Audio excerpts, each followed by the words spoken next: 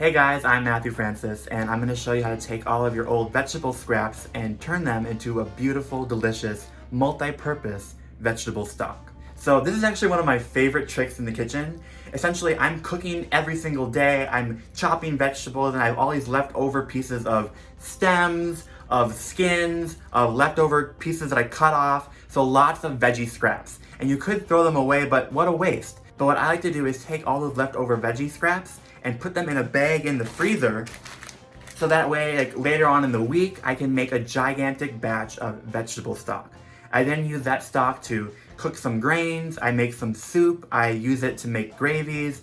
Really, the possibilities are endless, and it's a great way to use up something that you would have just thrown in the garbage. So basically, when you bring your produce in from the grocery store, from the farmer's market, just always make sure you wash it, give it a little bit of a scrub. That's what you should be doing anyway, and that way make sure that your peels, skins, whatever you use from that vegetable is still great to use in your stock. When it comes to the actual veggie scraps you should use for your stock, think of separating them into two camps. You have your savory scraps and your sweet ones. The savory ones are going to be anything from your onion skins, onion roots, chard stems, squash peels, anything that kind of has a more savory note. And then your sweet ones can be anything from carrots to carrot peels, parsnips, golden beets. There are a few types of scraps you definitely don't want to use. You don't want to have anything like red cabbage, red beets, because even though there's a lot of great nutrients in those, it's going to color your stock to be like a purple or a red, and unless you're making borscht, you don't really want to have to do that. So here,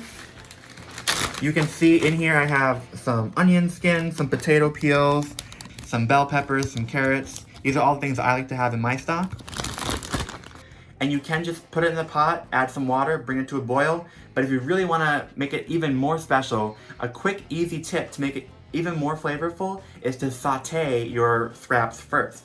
If you do that, you're going to have a little bit more caramelization, you're going to brown the veggie scraps a little bit, and just like when you brown meat, browning vegetables brings out many more aromas, many more flavors. That's going to make your overall stock even more delicious.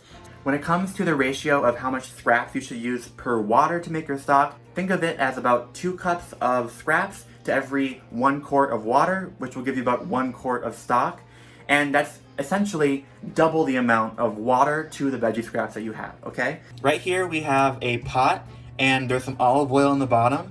And what I'm gonna do is saute the greens a little bit. You don't want to have any huge chunks of veggies. You kind of want to cut them into smaller 1 to 2 inch pieces so that they can brown on all edges and can really soak into the water and release all of their flavor compounds. So you're just going to let those veggie scraps brown, saute a bit so you can bring out some of that caramelization from the vegetables. And then you'll add in your water, bring it to a boil, and let it simmer for 30 minutes to an hour. And you should see that the clear water becomes darker, a little bit green, brown. You also can put in some add-ins. So herbs and spices add some great flavor. So here's some thyme, we have some bay leaves, we have some garlic, and then there's some peppercorns. And then what's really common in stock is parsley stems. So if you have any leftover parsley or leftover herbs you're not using, just chuck them in there. So in the parsley stems go. And the final little last trick is if you have any leftover wine you aren't using or a little bit of vinegar, add that in because it's really going to help bring out some of those flavors and kind of contrast any bitter notes you have in the stock. So just a little bit of vinegar or a little bit more white wine is so good. I'm smelling so many great flavors.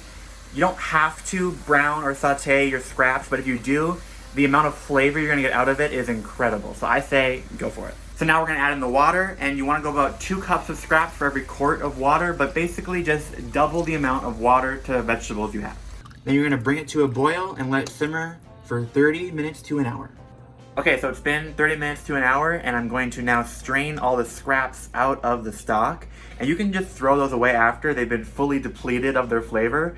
And then all that beautiful broth liquid, we're going to let it completely cool, and then you can put it into ice cube trays to freeze it and have little like stock cubes. You also can just take the stock and put it into quart containers to save in the fridge or in the freezer and use it whenever you want to make some soup, make some stew, gravy, or cook some grains. And there you have it. That's how you make veggie scrap stock.